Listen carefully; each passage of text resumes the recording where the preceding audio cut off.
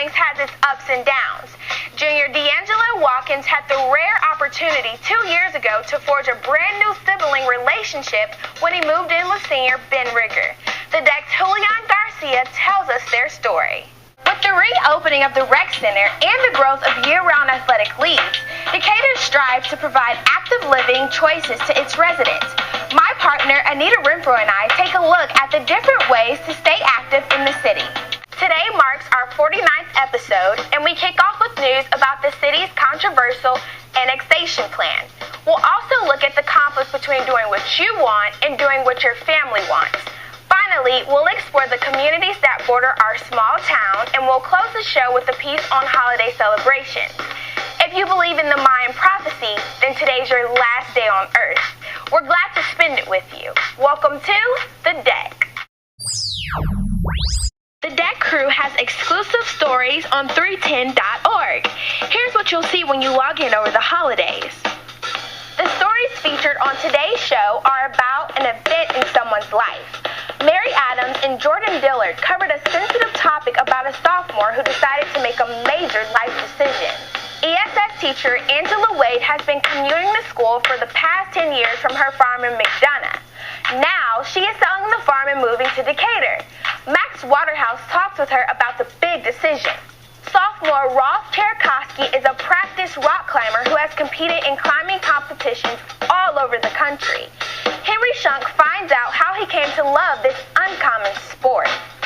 With the holiday season in full swing, special events are popping up all over town. Molly Emma O'Neill and Connor Allison show you two great choices to keep you in the spirit. Every Saturday, Decatur hosts a local farmers market at the corner of North McDonough and Trinity, right across from the Chick-fil-A. Anita Renfro gives us a look at some of the vendors and what they're selling.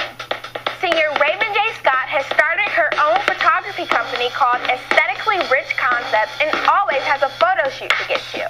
I'm taking you behind the scenes.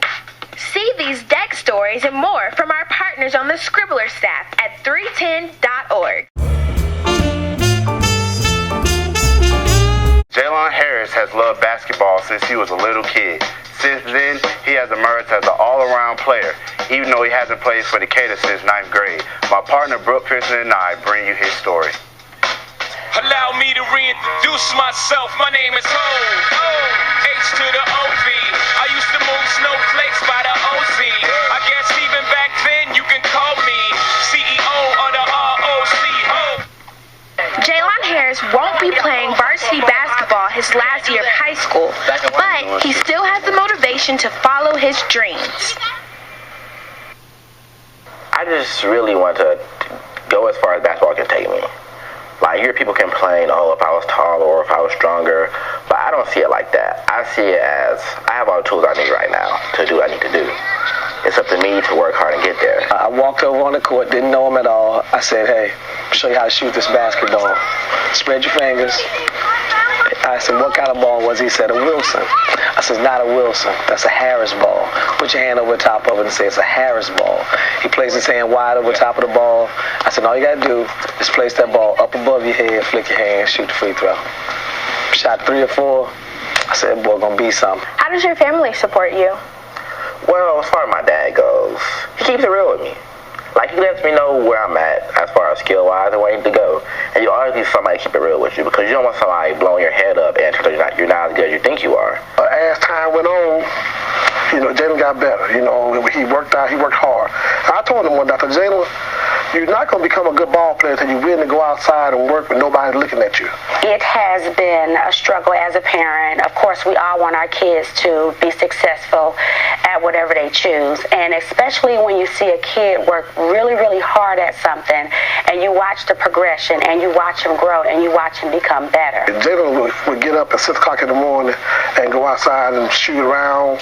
He'd come home, get homework done, go back outside and shoot around. When I met Jalen, he was what you consider to be an undersized guard. He is now what I would consider a true point guard.